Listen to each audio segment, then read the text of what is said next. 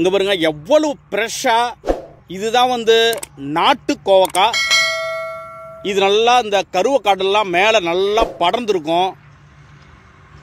இது அதிகமாக மருத்துவம் குணம் கொண்டது. பர்டிகுலராக பார்த்தீங்கன்னா இதயத்துக்கு, புற்றுநோய்க்கு, சர்க்கரை வியாதிக்கு, அதே போல் வயிற்றில் நல்லா நச்சுத்தன்மைலாம் இருக்கும், அதெல்லாம் நல்லா க்ளீன் பண்ணும். இந்த வாயில் புண்ணு இருந்துச்சுன்னா அதெல்லாம் வந்து சரி பண்ணும். இதே போல் நிறைய பெனிஃபிட்ஸ் இருக்குன்றாங்க.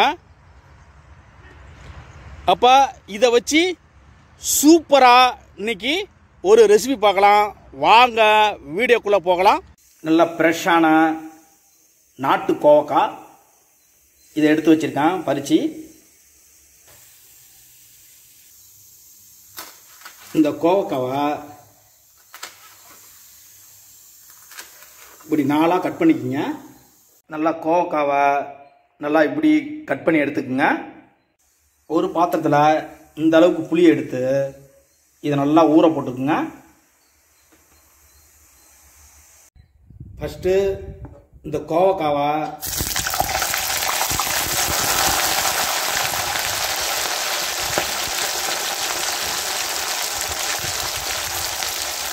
இதை நல்லா எண்ணெயில் ஃப்ரை பண்ணிக்கோங்க.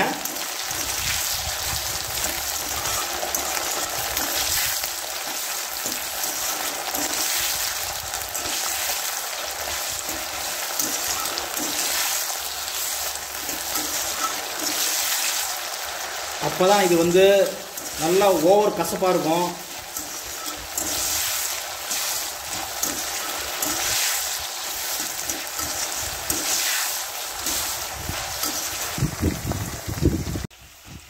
இப்போது நல்லா ஃப்ரை பண்ணியாச்சு.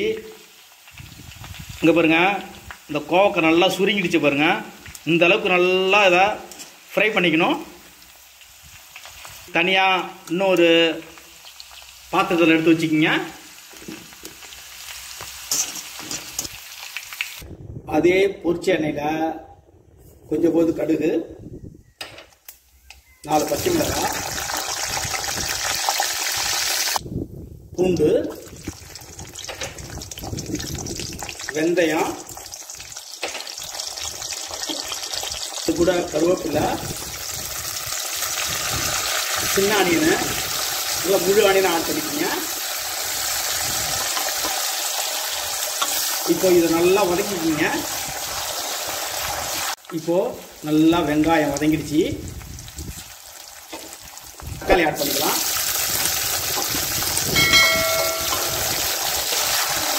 இதையும் சேர்த்து நல்லா வதக்கிக்கிங்க.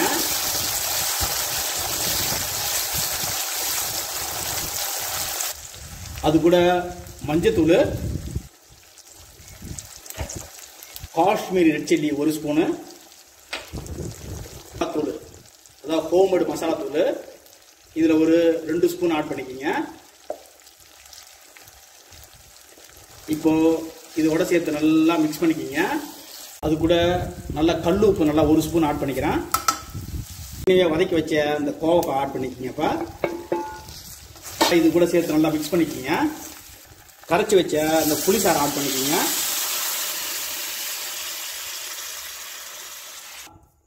இது வந்து ரோஸ்மரி சூப்பர் மார்க்கெட்லாம் கிடைக்கும். இருந்தால் ஆட் பண்ணிக்கிங்க. இல்லைனா உங்கள் வீட்டில் சீரகம் இருந்தால் ஆட் பண்ணிக்கிங்க. இதை ஆட் பண்ணும்போது நல்ல மணமாக இருக்கும், இன்னொரு டேஸ்ட்டை கூட்டும். கொஞ்சம் போது இதில் ஆட் பண்ணிக்கிறேன். இதை மூடி விட்டு நல்லா ஸ்லோ ஃப்ளேமில் நல்லா குக் பண்ண போகிறோம். இடையில ஓப்பன் பண்ணி இதை நல்லா லைட்டாக கிண்டி விடுங்க. இப்போது சூப்பராக குழம்பு ரெடி ஆகிடுச்சு. நல்லா ஆயிலெலாம் பிரிஞ்சு நல்லா அழகாக வந்துடுச்சு. ஃபைனலாக அது கூட கொத்தமல்லி தழை ஆட் பண்ணிக்கிங்க.